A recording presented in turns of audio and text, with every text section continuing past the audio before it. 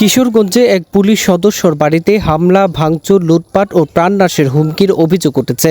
চাঁদার দাবিকৃত টাকা না দেয়ায় পুলিশের জমিতে অস্থায়ী ঘর তুলে মাদকদ্রব্য বিক্রির প্রতিবাদ করায় এই হামলার ঘটনা ঘটেছে বলে দাবি করেছে ভুক্তভোগী পরিবার। হঠাৎ করে কিছু যুবকেরা তাদের চাঁদার দাবিতে গেট প্রথমে গেটের মধ্যে বাইরে করে যে গেট খুল, আমরা বাচ্চাদেরকে নিয়ে গেট খুলি না, যেহেতু আমরা পর্দা করি। পরে তারা নিজেরাই গেট কুবায়া ভাঙচুর করে বেড়াটেরা সব কুবায় তারা ভিতরে ঢুকছে এবং চাঁদা চাইতেছে। এরপরে বলতেছে তোদেরকে থাকতে দিব না, আমরা যেহেতু তারা যাতে নিরিবিলি ভাবে তারা নেশা করতে পারে এই জন্য তারা এই অবস্থাটা করছে। এরপরে ঘরের ভিতরে যা ঘরের জিনিসপত্র, এরপরে বিছনাপত্র থাকার উপযোগী না, খাবারের যে সরঞ্জাম এগুলা পর্যন্ত তারা ভাঙচুর করছে। ঘরের ভিতরে তুষক আরো জিনিসপত্র, আলমারি টালমারি সবকিছু নষ্ট করে তারা যা পাইছে তাই নিয়ে গেছে। স্বর্ণ গয়না, টাকা পয়সা ছিল কিছু, এগুলো নিয়ে গেছে। রবিবার দুপুর 12:30টার দিকে সদর উপজেলার গাইঠাল নয়াপাড়া এলাকায় এই হামলার ঘটনা ঘটে। ঘটনার পর পুলিশ সদস্য মোহাম্মদ ইব্রাহিমের জেরে জুলফিকার আহমদ নাইম বাদী হয়ে কিশোরগঞ্জ সদর মডেল থানায় 13 জনের নাম উল্লেখ সহ অজ্ঞাত আরও 10-12 জনকে আসামি করে একটি মামলা দায়ের করেছেন।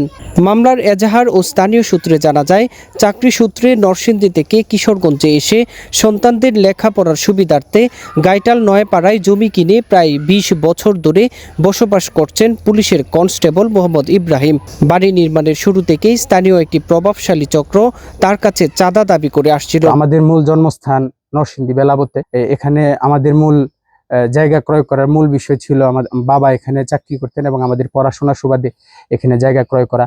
কিন্তু আমরা অস্থায়ী থাকার কারণে, আমরা এখানে বাহির থেকে আসার কারণে এখানে যে স্থানীয় কিছু লোক এদিক দিয়া বাসা করার সময় বালু, ইট, সিমেন্ট এই সমস্ত দ্রব্যাদি যখন ভিতরে নিয়ে আসা হয় তখন তারা রাস্তাঘাটে ব্যারিকেড করে এবং তারা চাঁদা দাবি করে।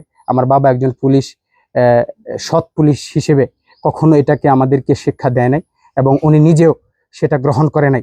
যেখানে উনি নিজে কখনো এই সুদ ঘুষের সাথে জড়িত নয় এবং আমাদেরকে মাদ্রাসায় পড়াশোনা করিয়েছেন, আমাদেরকে শিক্ষা দিয়েছেন, সেখানে আমার বাবা কাউকে এই পর্যন্ত এই এলাকার স্থানীয় যারা বাধা দিত তাদেরকে এই ঘুষ কিংবা সুদ তাদেরকে ঘুষ দেয় নাই বিদায় আমাদের উপরে একের পর এক অত্যাচার নির্যাতন করতেছে। সম্প্রতি গত 14 জুলাই অভিযুক্তরা তার স্ত্রীর কাছে 5 লাখ টাকা চাঁদা দাবি করে। টাকা দিতে অস্বীকৃতি জানালে বাড়ির পাশে তার জমিতে অবৈধ অস্থায়ী ঘর নির্মাণ করে সেখানে মাদক সেবন ও বেচাকেনা শুরু করে। এতে বাধা দেয় রবিবার দেশীয় অস্ত্র নিয়ে একদল দুর্বৃত্ত তার বাড়িতে হামলা চালায়। আমার বাবা আজকে বাংলাদেশের বহু পরিবারের নিরাপত্তার জন্য আমাদেরকে বাসায় রেখে বহু জায়গায় নিরাপত্তা দিতেছে, কিন্তু আমাদের নিরাপত্তা আজকে পুলিশ প্রশাসন দিতে পারতেছে না।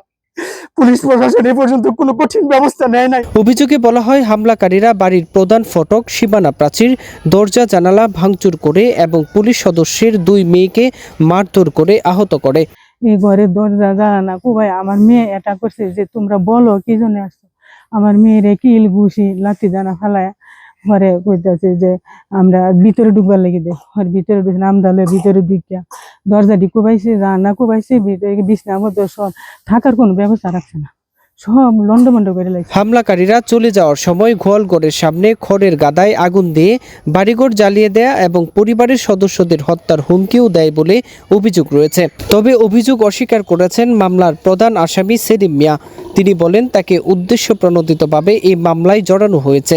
তার দাবি, পুলিশের কনস্টেবলের স্ত্রী 2টি হত্যাকাণ্ডের পরিকল্পনা করেছিলেন এবং এই সংক্রান্ত কিছু রেকর্ড তার কাছে রয়েছে। বিষয়টি সংবাদ সম্মেলনের মাধ্যমে বিস্তারিত জানানো হবে বলে জানান তিনি। এ বিষয়ে কিশোরগঞ্জ সদর মডেল থানার ভারপ্রাপ্ত কর্মকর্তা ওসি আবুল কালাম ভূঁইয়া বলেন, অভিযোগের প্রেক্ষিতেই ইতোমধ্যে 2 জন আসামিকে গ্রেফতার করা হয়েছে। মামলার অন্য আসামিদের গ্রেফতারে পুলিশের অভিযান অব্যাহত রয়েছে।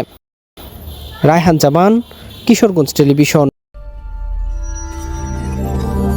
আপনারা দেখছেন কিশোরগঞ্জ টেলিভিশন।